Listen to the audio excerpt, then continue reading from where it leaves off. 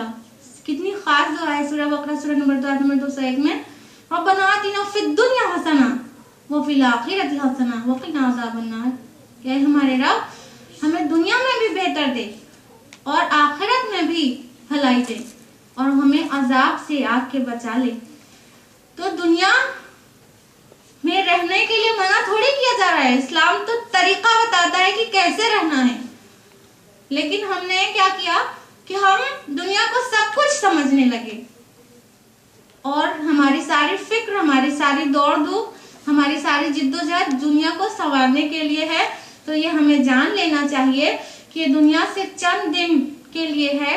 जितना भी ऐशो आराम इकट्ठा कर लें, नाम कमा लें, टीवी पर आ जाएं और मॉडल बन जाएं, डांसर बन जाएं, जो कुछ भी कर लें, यहाँ पर झूठी इज्जत मिल जाए, दुनिया में भी समझ लीजिए उसका नुकसान झेलना पड़ेगा और आखिरत में तो हरगिज कामयाब नहीं होंगे।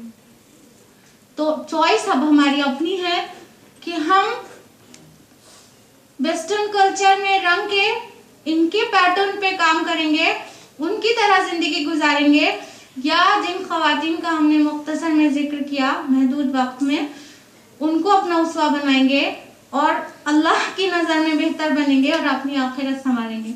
चॉइस हमारी अपनी है। हम आपको इसी चॉइस पर छोड़कर आपसे रुखसत होते हैं कुरान मजीद की एक आयत के साथ। अल्लाह सुब्हानहू व तआला फरमाते हैं सूरह निसा सूरह नंबर 4 आयत नंबर 124 में, वमन यअमल मिनस्सॉलिहाति मिन ज़करिन औ उन्सा व हुवा मुमिनुन फउलाइका यदखुलूनल जन्नता व ला युज़लमूना नक़ीरा।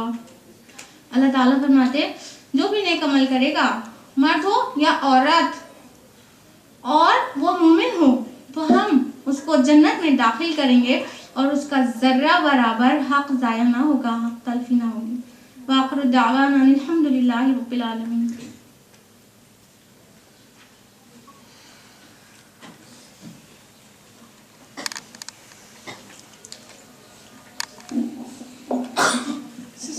शम्स, आपका बहुत बहुत शुक्रिया कि आपने इस उन्वान पर रोशनी डाली। मुझे उम्मीद है कि हम सब इस मामले पर गौर करेंगे और अपने ज़िंदगी के तरीके को बदलने की कोशिश करेंगे और बेहतर होने की कोशिश करेंगे। अब मैं वॉलंटियर से गुजारिश करती हूँ कि अगर किसी के जहन में कोई डाउट है तो वो क्वेश्चंस पास कर दें, क्योंकि अब आगे हम लोग क्वेश्चन आंसर राउंड करना करेंगे। किसी के पास क्वेश्चन है पीछे में? किसी के पास पीछे नहीं है, किसी के पास पेपर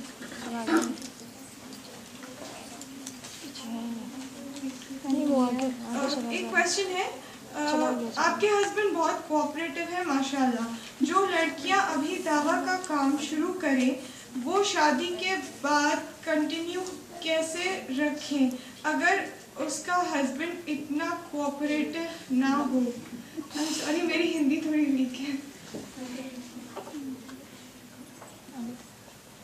मैं तो बस प्रैक्टिकल सवाल है कि माशाल्लाह आपके हस्बैंड कोऑपरेटिव हैं, अल्हम्दुलिल्लाह, और जो बहनें अभी अनमैरिड हैं वो दावत का काम कर रही हैं और आगे निकाह के बाद भी करना चाहती हैं और कोऑपरेटिव ना हो शौहर, या जो बहनें मौजूद हैं उनका शौहर इतना कोऑपरेटिव ना हो, तो वो दावा का काम कैसे करें? बस इसका जवाब जो खास है वो तो हमने लेक्चर के दौरान ही दे दिया था कि शौहर पे ना डालें। हमें क्या करना है वो हम खुद तय करें कि हमें करना क्या है। हम अपने गोल को कंसंट्रेट करें कि हम दावा का काम करना चाहते हैं, हम ये काम करना चाहेंगे, तो इंशाअल्लाह अल्लाह ताला शौहर को कोऑपरेटिव बनाएगा। ये अल्लाह का जिम्मा है कि वो सारी आसानियां पैदा कर देता है। हमारा काम क्या है? इरादा करना और कोशिश करना, और अल्लाह का काम क्या है? मदद करना और नतीजे देना। तो आप पहले इरादा तो करिए, आप नेक काम करने का इरादा करिए और अपने लेवल पे बेस्ट कोशिश करिए। ये दो काम आपकी तरफ से होना चाहिए। फिर देखिए अल्लाह ताला मदद करता है कि नहीं करता है, और शौहर कोऑपरेटिव हो जाता है कि नहीं हो जाता है। थोड़ा वक्त लगेगा लेकिन लाजिमन अल्लाह ताला मदद करेगा, क्योंकि अल्लाह सुब्हानहू व तआला फरमाते हैं सूरह रूम में सूरह नंबर 30 आयत नंबर 47 में, वकान हक़्क़न अलैना नस्रुल मुमिनीन, मुमिनीन की मदद हमने अपने ऊपर लाजिम कर ली है। है। अल्लाह ताला फरमाते हैं मोमिन की मदद हम जरूर करेंगे, करके रहेंगे। उनकी मदद करना हमने अपने ऊपर हक कर लिया है, जरूरी कर लिया है, लाजिम कर लिया है। अब हमें जरूरत है मोमिन बन के दिखाने की। आप मोमिना बन के तो दिखाइए, अल्लाह मदद करेगा। अल्लाह ताला मदद करने के लिए तैयार है। अल्लाह ताला ने वाज़ेह फरमा दिया सूरह अनफाल में, सूरह नंबर 8 कि वन्नल्लाहा मअल मोमिनीन, कि बेशक अल्लाह ताला मोमिनों के साथ है। तो जब अल्लाह हमारे साथ है तो हमें किसी से डरने की क्या जरूरत है कि ये कैसे होगा। बस ये जो खौफ है इसको ही निकालना सबसे अहम है कि कैसे होगा। पूरे सराउंडिंग ने कोऑपरेट नहीं किया तो कैसे होगा। आप तने तन्हा काम शुरू कीजिए। इंशाअल्लाह अल्लाह ताला सबको ऐसा बना देगा, सब आपकी मदद के लिए पेश हो जाएंगे। शौहर को समझाने में थोड़ा वक्त लग सकता है, कुछ हफ्ता, कुछ महीना या हार्डली कुछ साल लगेगा, कुछ साल, बस इससे ज्यादा नहीं लगेगा। देखिए आपको कुछ चीजों को ख्याल रखना होगा कि आप बहुत सच्चे हो, आप बहुत ईमानदार हो, बहुत ज्यादा बाअमल हो, आपका अखलाक इतना अच्छा हो कि हर कोई मुतासिर हो जाए। जब आप सच्चे होंगे, अखलाक के अच्छे होंगे और फिर हक बात करेंगे तो शौहर कब तक आपको नजरअंदाज करेगा। आप अपने अखलाक से मुतासिर कर सकते हैं और बहुत जल्दी वो दिन आ जाएगा कि शौहर कोऑपरेट करेगा। मेरे शौहर कोऑपरेटिव तो हमेशा से थे अल्हम्दुलिल्लाह, लेकिन हम लोग इस फील्ड में नहीं थे। अल्लाह ने जब हिदायत दी और टर्न हो गए, पूरी जो भी एबिलिटीज है उसको लेके थोड़ी सी टर्न हो गए अल्लाह की तरफ, तो अल्लाह ताला ने सराउंडिंग से बहुत मदद दी, बहुत लोगों ने कबूल किया। इन लॉस को खुश रखना कितना मुश्किल काम होता है ना, होता है कि नहीं। आप लोग की बड़ी बहनें बताती होंगी कि किसी तरह सास राजी नहीं रहती, किसी तरह नंद राजी नहीं रहती, चाहे जो कर दो ऐब ही निकालती हैं। कितना टफ होता है इन लॉस को खुश रखना। अल्हम्दुलिल्लाह जब हमने अमल से थोड़ा दिखाया, बहुत बाअमल नहीं है लेकिन कोशिश करते हैं हर अमल कुरान और सुन्नत के मुताबिक हो और अल्लाह के रसूल के अखलाक से जो मुतासिर हुए, तो जब अखलाक दिखाया तो हमारे लॉज इतने कोऑपरेटिव हो गए कि अब हमको बहुत सारे काम के लिए बोलते हैं, तुम जाओ, तुम अपना काम करो, तुम पढ़ो, तुम लेक्चर के लिए जाओ, तुम परेशान मत हो। अभी मेरी सिस्टर इन लॉ 2 महीना हॉस्पिटलाइज थी और हमसे बोलती थी कि तुमको खाना भी भेजने की जरूरत नहीं है, तुम अपना काम देखो। और हम लोगों ने अभी 5 डेज कॉन्फ्रेंस की है दिसंबर में, वो पूरे ड्यूरेशन में मेरी सिस्टर इन लॉ हॉस्पिटल में थी और पूरा टाइम हम लोग कॉन्फ्रेंस में रहते थे और कोई शिकायत नहीं, अल्हम्दुलिल्लाह कोई शिकायत नहीं उनको, बल्कि खुश होती हैं, दुआ देती हैं। तो जब इंसान अपने अखलाक से साबित करता है कि हम जो बात कहते हैं लोगों से जाके खड़े होके लेक्चर में, वो बात हम अपने ऊपर भी अमल करते हैं। जब हम घर में वो अखलाक दिखाएंगे तो जब इन-लॉज राजी हो जाते हैं तो शौहर की क्या बात है, शौहर तो वैसे ही इंतहाई मोहब्बत करता है अपनी बीवी से। तो ये बिल्कुल फियर आपका गलत है, ये अल्लाह पे ईमान की कमजोरी दिखाता है। जिसके अंदर भी ये फियर होगी कैसे होगा, कोऑपरेशन की जरूरत है, पहले शुरू कीजिए फिर मदद आएगी। गौर कीजिए अंबिया अलैहिस्सलाम पर, इब्राहिम अलैहिस्सलाम जब आग में कूद गए तब मदद आई, मूसा अलैहिस्सलाम जब एक तरफ नील नदी है और दूसरी तरफ फिरौन का लश्कर है, जब एकदम करीब आ गया तब अल्लाह की मदद आई। तो मदद आती है लेकिन एक वक्त के बाद, तो हमें उस दौरान में सब्र का मुजाहिरा करना है और अल्लाह पे बिल्कुल यकीनी भरोसा रखना है। इंशाल्लाह आपका काम आसान हो जाएगा और हमारी दुआ भी आपके साथ है। अल्लाह ताला आपका काम आसान करे। जो बहनें अनमैरिड हैं उनको बहुत अच्छा कोऑपरेटिव शौहर मिले और अगर ना भी मिले तो यकीनन कोऑपरेटिव हो जाएगा। आपको बाअमल रहने की जरूरत है। दाई का सबसे पहला जो एट्रीब्यूट है, सिफत है, वो ये होना चाहिए कि वो बाअमल हो। आप प्रैक्टिसिंग मुस्लिमा होंगे फिर सारा काम अपने आप हो जाएगा। अल्लाह की मदद आपको जरूर आएगी।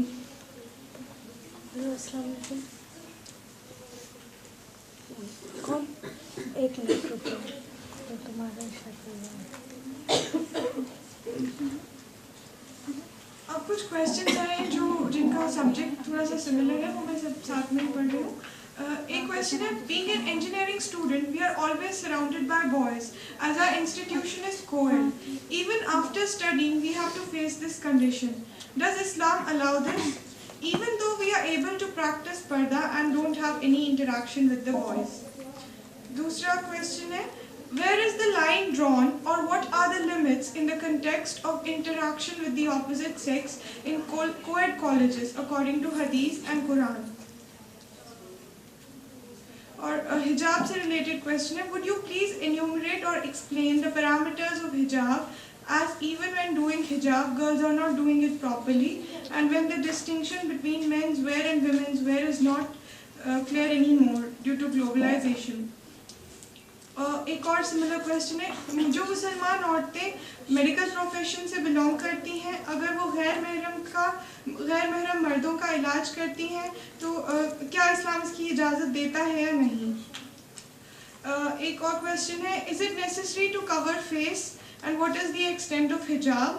Can girls wear jeans, and is parda of voice also applicable in Islam? बहुत सारे सवाल किए गए, मेरा दिमाग कंप्यूटर तो नहीं है फिर भी कोशिश करते हैं कि उन सबको कवर किया जा सके। जवाब बहुत लंबा होने की उम्मीद है, लेकिन अपने लेवल पर छोटा रखने की कोशिश करेंगे। जो मेन फिक्र है इस तमाम सवालों में वो ये कि एक लड़की को कि क्या लिमिटेशन है उसकी इंटरेक्शन और हिजाब से रिलेटेड, कि हम बाहर जाएं, स्टडीज़ करें तो वहाँ पर कोई एजुकेशन है, जॉब करें तो वहाँ पर मर्द हैं और इंटरेक्शन बहुत ज़्यादा ज़रूरत पड़ती है। तो इस हालत में हमें क्या करना चाहिए और साथ में हिजाब की क्या तकाज़े हैं उसके बारे में सवाल, फेस का हिजाब और अवैज का हिजाब। बहन, आप समाज में निकलकर पढ़ना चाहती हैं, अगर जो तालीम आपके लिए नेसेसरी है उसके लिए इस्लाम आपको रोकता नहीं है। आज समाज में अच्छे डॉक्टर्स की ज़रूरत है, अगर फीमेल डॉक्टर्स नहीं होंगी तो कैसे इलाज होगा हम खवातीन का? हमको बहुत बार वो प्रॉब्लम्स आएंगी कि हम लेडी डॉक्टर चाहते हैं, तो अच्छी डॉक्टर्स की ज़रूरत है बेशक। तो अगर हमें मेडिकल की तालीम हासिल करना है जो कि एक नीड है, तो इस्लाम पूरी इजाज़त देता है, लेकिन हमें देखना चाहिए कि हमारे पास बेस्ट ऑप्शन क्या है। अगर को एजुकेशन के अलावा गर्ल्स कॉलेजेस मौजूद है तो हमको प्रेफर करना चाहिए गर्ल्स कॉलेजेस को ही। को एजुकेशन को इस्लाम एक्चुअली डिस्करेज करता है। को एजुकेशन में आप कितना बचेंगे, कोई ना कोई परेशानी आपको तकरीबन रोज रखी ही रहेगी। तो को एजुकेशन को अवॉइड करना चाहिए, लेकिन अगर उसके अलावा कोई ऑप्शन ना हो और इल्म हासिल करना, वो टॉपिक जैसे डॉक्टर बनना एक अहम काम है, तो अगर ऐसा है तो हमें उसको लेना चाहिए, लेकिन जितना कम से कम इंटरेक्शन पॉसिबल हो वो बनाकर, कम से कम, एज लेस एज पॉसिबल। तो हम क्या करना चाहिए, हमको अपनी लिमिटेशन खुद तय करनी चाहिए। और हिजाब के बारे में पूछा गया है, सारी लिमिटेशन हिजाब की ही नहीं है, लेकिन हिजाब बहुत इम्पोर्टेंट चीज़ है जो कि को एजुकेशन में और जॉब में बीच में आता है, जिसको हमें समझना बारीकी से बहुत ज़रूरी है। हिजाब का एक्सटेंट पूछा गया है, यानी सत्र।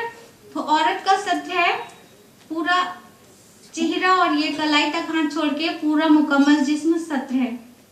ये सत्र कवर रहना चाहिए, और सिर्फ सत्र ही कवर नहीं रहना चाहिए बल्कि हिजाब के 6 पॉइंट्स होते हैं। सत्र भी ढका हुआ होना चाहिए, और पॉइंट नंबर 2 कि वो टाइट फिटिंग का भी नहीं होना चाहिए कि फिगर पता चले, और पॉइंट नंबर 3 कि वो इतना ट्रांसपेरेंट नहीं होना चाहिए कि आर पार नजर आए।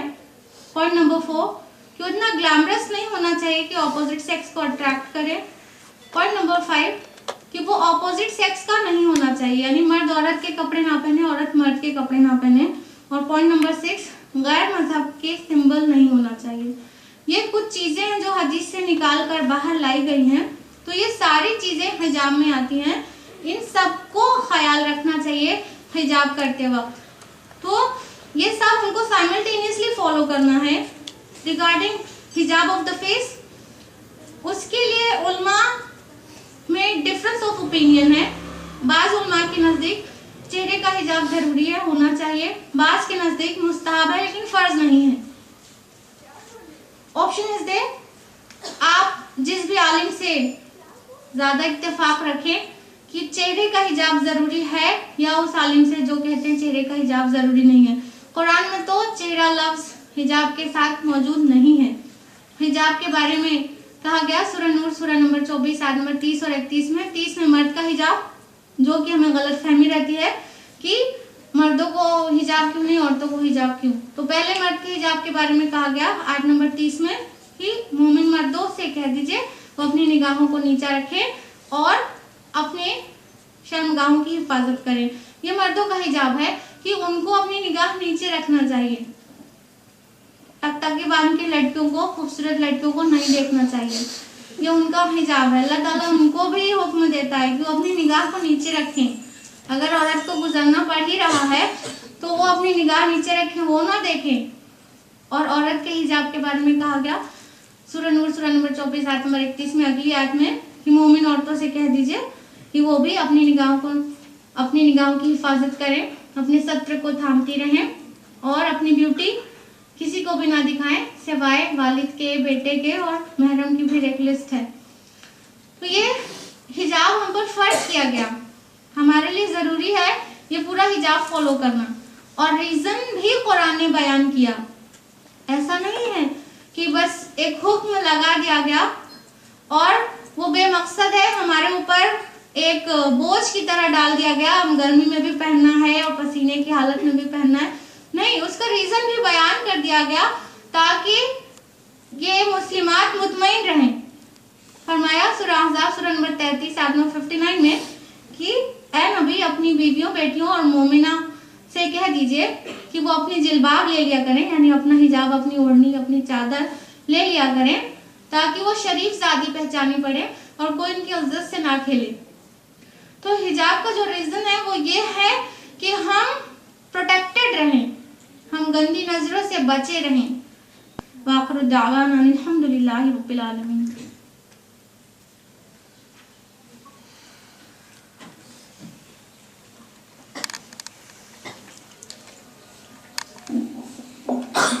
सिस्टर अस्मा शम्स, आपका बहुत बहुत शुक्रिया कि आपने इस उन्वान पर रोशनी डाली। मुझे उम्मीद है कि हम सब इस मामले पर गौर करेंगे और अपने ज़िंदगी के तरीके को बदलने की कोशिश करेंगे और बेहतर होने की कोशिश करेंगे।